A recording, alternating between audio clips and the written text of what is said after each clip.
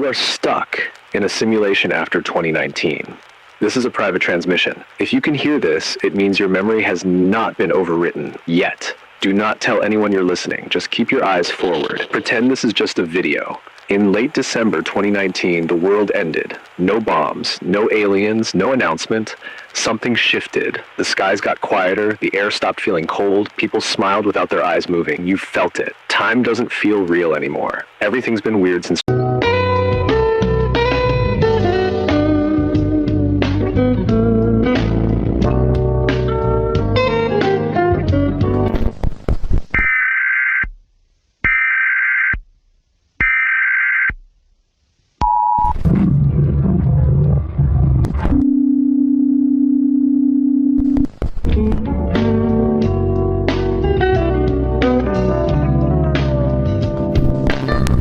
Yo, what's the word, y'all? We are back. If you are new to the channel, my name is Soho, and this is the Midnight Hour. Now, you may be asking, what is the Midnight Hour? The Midnight Hour is where you and me come together as a collective to watch any and everything horror related on the internet. You at home can join in on the fun by using the Google Drop link in the description and submitting what you find on the interweb. Or you can at me at Soho's World using the hashtag Midnight Hour on all socials. And before y'all start, yes, we are still in the white tea arc. It is too hot for anything else. What do you want from me? All right, with that out of the way, here's tonight's first video.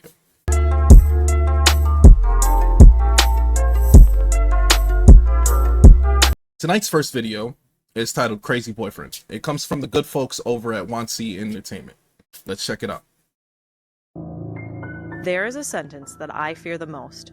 The phrase is, "What do you want?" Now I'm going to tell you why I'm afraid of these words.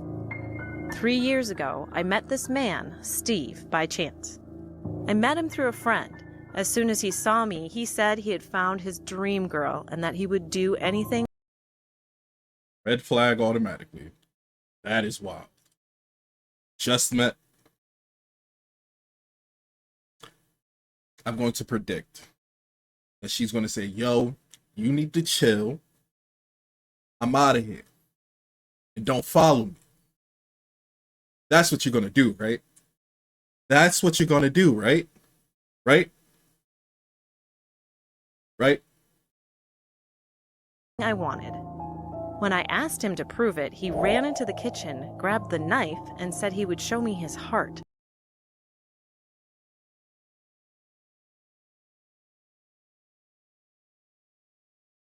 Okay. So,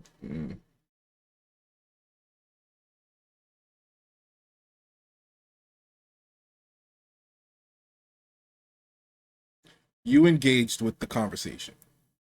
That's where you've messed up. Now my man has a knife. He has a knife telling you he'll cut out his own heart to prove to you he's the...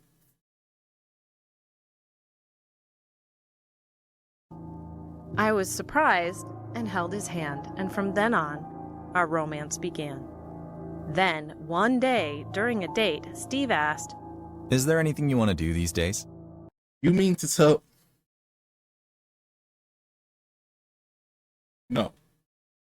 There's no way in hell. Out of all of that, you said to yourself, that's my perfect match. I beg your pardon?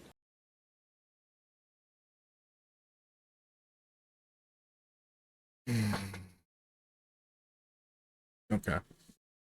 We're here. I said jokingly, "I want to kick my boss's ass." That's a good idea. What do you mean by that? He said with a smile, and I just smiled.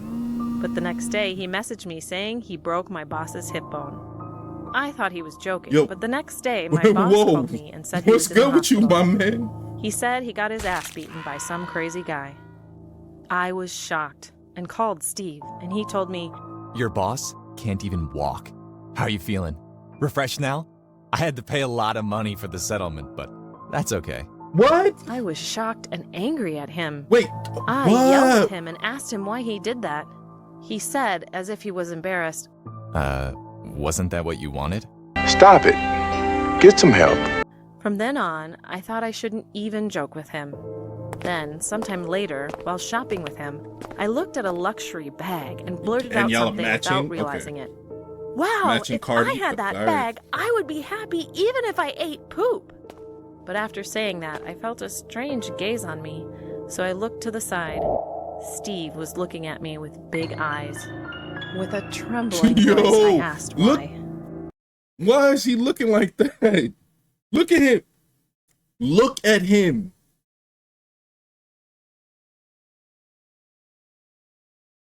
Okay. Maybe it's just me. Then he looked at the bag and said, I'll be right back. and then he quickly ran outside. I called him, but he didn't stop, and I didn't know where he was going. A day or two passed, and no news was heard from him. I was overwhelmed with anxiety. A few more days passed, and Steve came to see me. He smiled brightly and walked toward me like a fashion show, holding the bag. Now who's the happiest in the world? How did you buy it? It's hard to buy that even if you save up your salary for like 3 months, I asked in surprise. My fists were having a hard time. I think I robbed like 12 people. Now, is there anything else you want? I was shocked and speechless. Oh, is it that touching? He was still grinning, unable to understand the situation. I felt like he wasn't normal and I couldn't handle him anymore. So Oh I yeah, told this him is I was this is the breaking up point with him. where you said, "Yo, Then this is his too much." expression changed as if he had been hit in the back of his head, and he asked. That was a joke, right? I said with a serious expression that it wasn't a joke, but he smiled and said, That's funny. I said firmly that I wanted to Oh, you end the gonna crack a relationship. melon. Look at Then, eye with twitching. his eyes twitching, he said, If that's what you want, we should break up. But we can still be friends even after we break up, right? no, let's never see each other again. That's impossible for me. If it's too hard, just think that I don't exist in this world anymore. Close your eyes and imagine that I have Close your eyes in left front of a this crazy world. person. He could have He easily sobbed socked her. and ran out. So I thought I was done with him. But after some time, someone knocked on my house during the night. When I looked out the window, it was Steve, and I screamed in anger. I definitely told you to forget about me. No matter how hard I try to erase you from my mind, I can't. So I guess I'll just have to get rid of you. Oh! He had a big pit bull with him, and I was shocked and called the police. He was arrested by the police, who soon arrived. I told the police that he planned to make my face unrecognizable by having the pit bull bite my face. The idea was that if he did that, he would be able to forget my face. He ended up going to jail, and I moved out. However, sometime later, after he was released from prison, he sent me a text message, and the contents of the text message were as follows. I haven't forgotten you yet. Soon, I'll destroy you completely. What? Bro. That was wilder than the crazy girlfriend video we did 2 midnight hours ago. That... Man...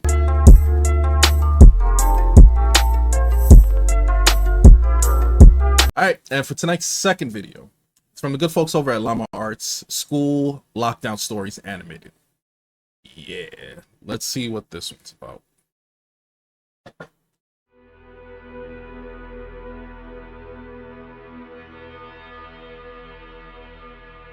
I'm 22 years old, fresh out of college, and I recently got a job at my old high school as a sort of computer intern in the school basement.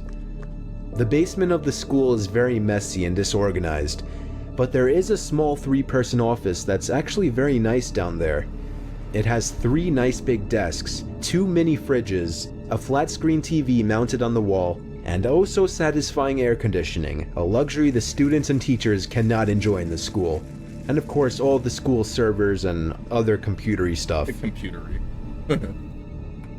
I got the job because 3 of my old computer teachers flat out adored me, I could actually consider That is them as why it's real always friends, not important just to teacher network. figures, so they all helped tremendously in landing me this job. It's been great, until something that happened a few weeks ago. My two co-workers that shared the office with me, Dave and Gary, weren't in the office at the time. They were upstairs working on papers or whatever. I was eating my sandwich during my lunch break when I got a phone call from one of the women in the front office telling me the school was on lockdown and that somebody, possibly armed, had entered the school. There wasn't much that I could do other than turn off the lights because, surprisingly, as nice as this little office was, it didn't have an actual door to it, just a big opening, and the door to the whole basement didn't even have a working lock. For my own safety, I did turn off all the lights in the office and my computer screen. I kept my phone on the desk, texting both Gary and Dave, but they wouldn't respond. I sat down there in the dark, playing games on my phone for like 20 minutes, waiting for the call from up front to tell me to resume working. I had no idea what was happening. I couldn't hear what was going on upstairs from down here. But I was not allowed to make any calls until I was informed that the lockdown was over. Then, the noisy basement door opened. As the creaking echoed across the basement and into my office, I sat up from my seat, wondering if I should call out Gary or Dave. I was eager to get some info from them. Someone then came running down the stairs, and their footsteps were approaching my office. I pushed away my chair and crawled under my desk. Somebody entered the office, but did not turn on the lights. There was just silence. Oh, no. I can't even describe the fear I was experiencing. I felt like if I made one sudden noise, I'd be a dead man. Suddenly, my phone dinged as I got a text message. I felt my entire world shrivel up and die at that one moment as I clenched my teeth in fear. Footsteps suddenly moved closer to me until I finally dove out from under the desk in capitulation, begging whoever it was not to kill me. And just then, someone grabbed my arm and pulled me up. It was some guy in a red plaid button-up, jeans, and a reddish-black cap. He told me, "It's okay, I'm just down here hiding with you." "What's going on up there?" I whispered to him. He kind of ignored my question and asked me if there's an exit down here. I told him, yeah, around that way. Before he could do anything else, I asked him, "Who are you?" One that was shooting stuff There was a brief moment of silence. Before he started explaining he was coming in to pick up his son, when a teacher told him to hide. After his explanation, I checked my phone and saw the text I received was from Dave. It said, "Dude, this is fucking crazy. Some guy with a gun shot Mr. Buckley. He's wearing a red shirt and a hat. Whatever you do, don't come upstairs."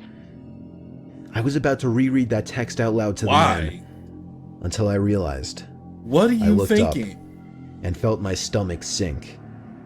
The man seemed to catch on to my suspicious stare. Panicking, all I could think to do was to run for the upstairs. A gunshot echoed through the basement, and I could hear the bullet ricochet off something metal in the darkness. But thank God the bullet missed me, and I made it upstairs. Fortunately, police were waiting at all exits, including the basement exit, and caught the man the second he opened the door. More good news, our teacher Mr. Buckley survived the gunshot. It was later determined that the man and Mr. Buckley had some beef for whatever reason, but that was never revealed. All we know is that Mr. Buckley couldn't have done anything that would have warranted this kind of reaction. And I know that the sound of that gunshot will forever echo in my mind. He was into something. He was definitely into something. Oh! What? Man, that was a good one. Hello.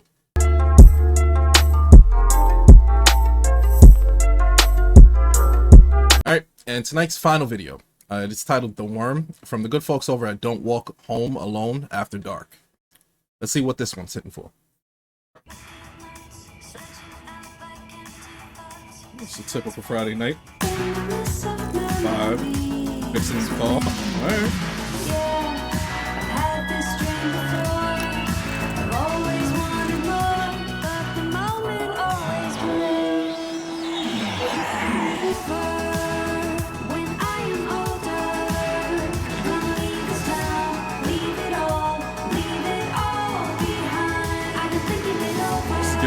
Steven Universe vibes.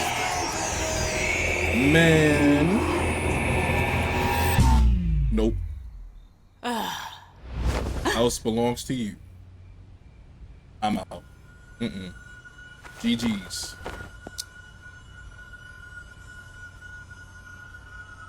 Hello?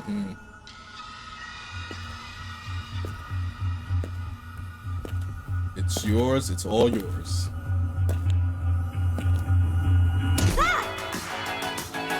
I'm not gonna lie, that almost got me.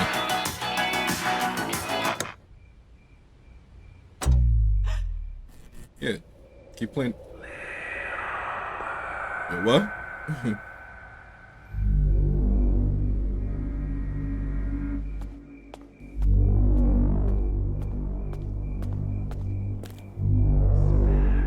This animation is dope. What the heck?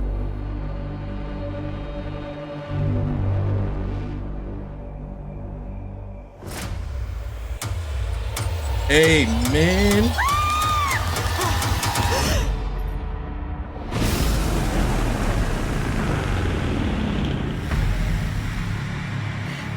No.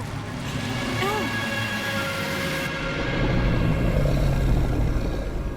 What? What is happening?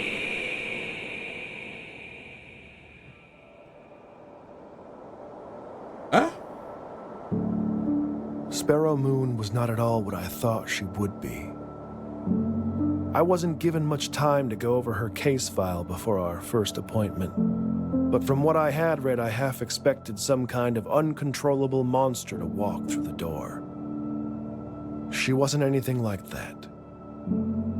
She was quiet and guarded. What is happening? Smaller in person than what I had imagined from her photograph.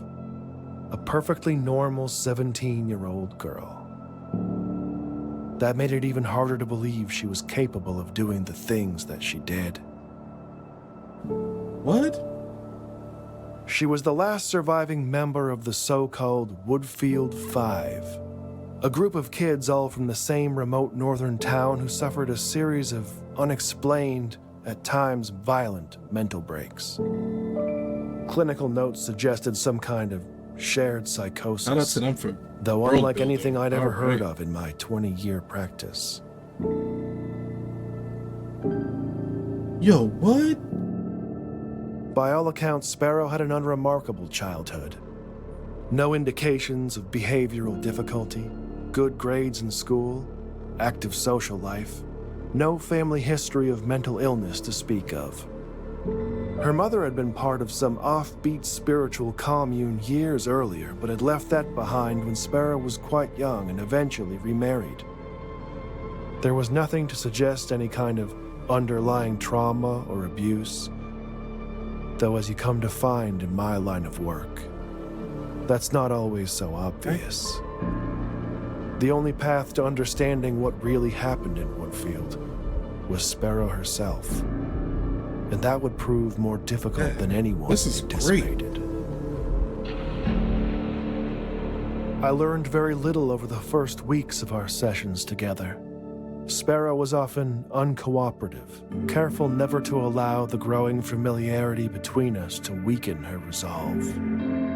I was not as strong. I became unreasonably attached to her. I mean, The endless medical diagnostics revealed nothing we didn't already know. She barely slept. The scratches on her arms were self-inflicted. And aside from high blood pressure, she was physically healthy. No one was certain about what exactly was wrong with her. And she was getting worse.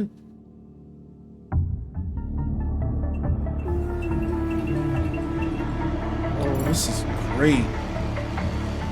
The weeks turned to months, and I was running out of time. The courts had determined that unless I could demonstrate conclusive progress in her treatment, Sparrow would be transferred to an isolated psychiatric ward and out of my care. I could have walked away at that point.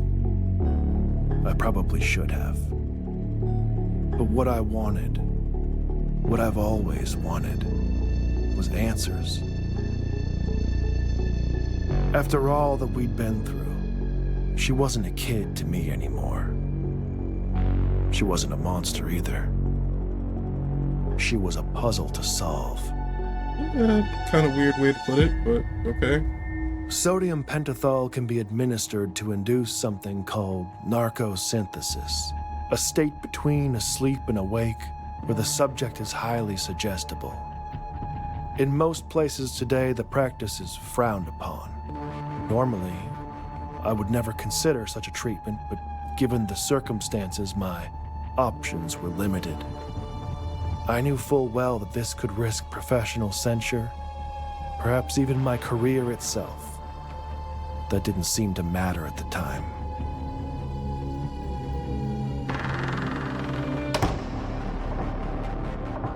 After the injections, Sparrow was brought to my office.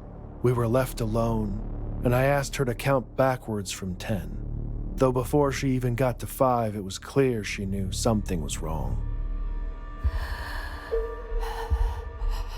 Her breathing became shallow, and her eyes darted around rapidly. She began talking about a mist coming into the room that only she could see. She could hear a voice from within it calling to her. The drug had disoriented her to such a degree that I don't even think she recognized me.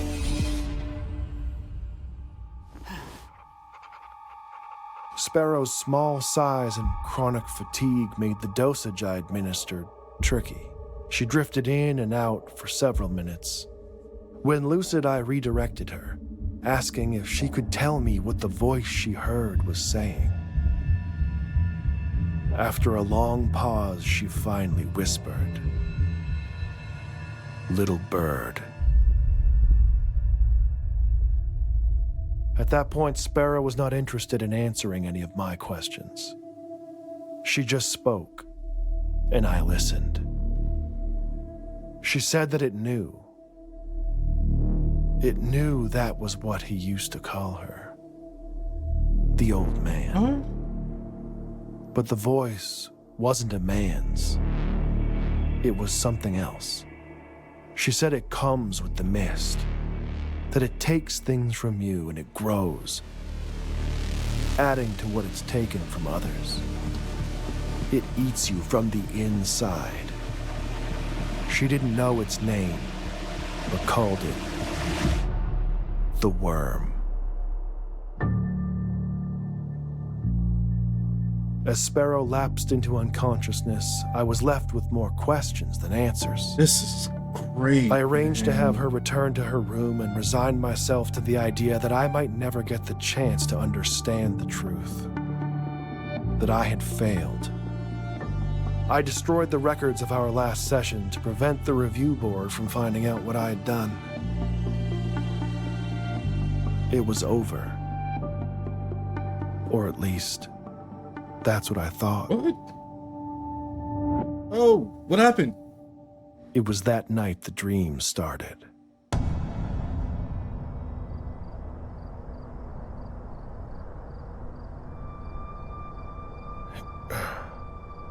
What?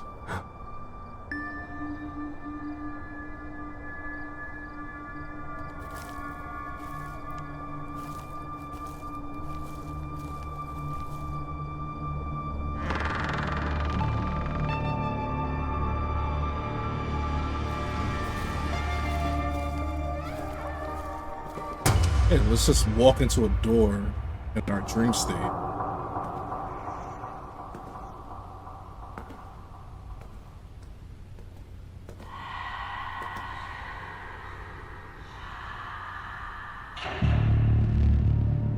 Oh, okay. Yo, what? Wait, come back!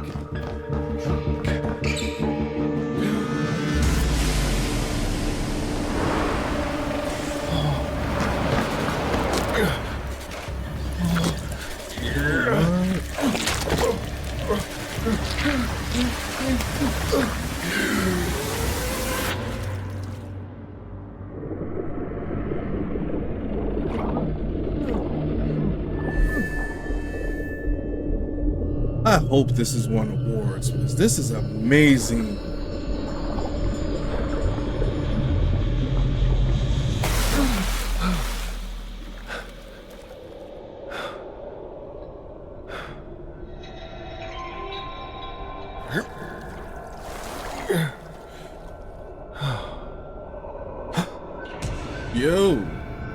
Sparrow.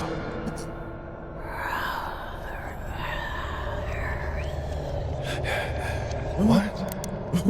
Doctor, I'm so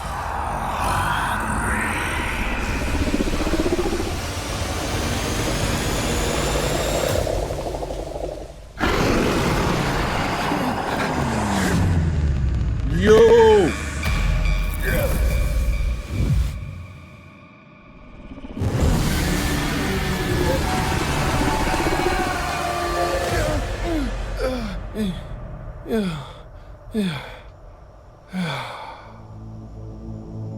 Every time I go to sleep, it's the same. It doesn't really matter how the dream begins. Eventually, the mist will come. And with the mist, always comes the worm. Just like she said it would. You can't run. That never works. It won't let you. The best you can hope for is that you wake up quick, before it begins to feed. At first, I told myself that it would go away. It could be a simple anxiety-induced aberration brought on by the stress of dealing with the case. But it was soon obvious that wasn't it. The nightmares didn't stop. I couldn't sleep, I couldn't eat. It wasn't long before my colleagues began to take notice. Things got so bad I had no other choice. I called in every favor, pulled every string I could, and arranged access to Sparrow at her current facility. I needed answers more than Yeah, I ever. bet.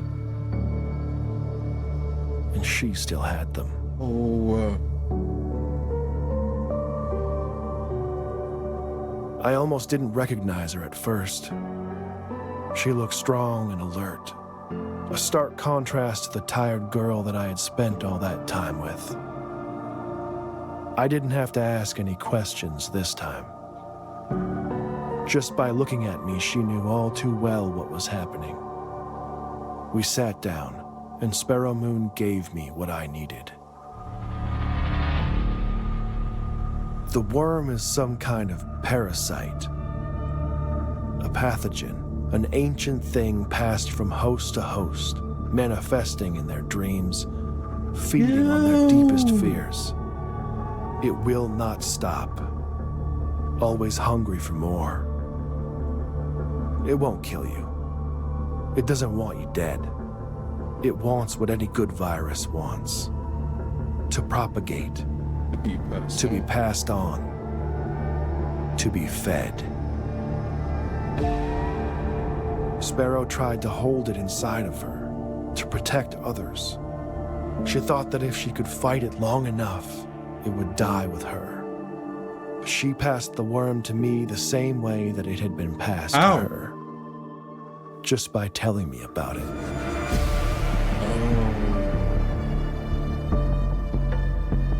You have to believe me. I am sorry for this. Now that I've told you, I don't know when, but sooner or later in your dreams, the mist will come. Wait, whoa, did he just pass that on to us? And with the mist, always comes the worm. Did he pass?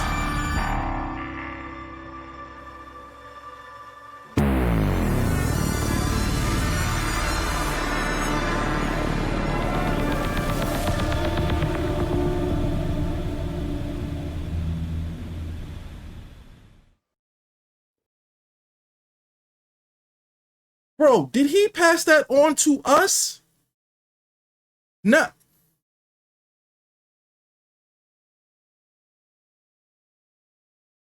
All right. And that is another episode of the Midnight Hour, y'all. Again, guys, thank you so much for joining me in on the fun. Make sure to like, comment, subscribe. In the comments, let me know which one was your favorite. I will tell you right now, the last one, bravo. That was an amazing experience from beginning to end. Wow. that might be my new favorite. Not for nothing.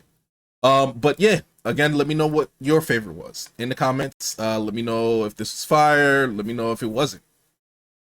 All right, and on that note, I'll catch you guys next week. Same time, same channel. You know the vibes. Peace. This time I'm staying sober. Can't count on me to call on you. This time I'm really sober.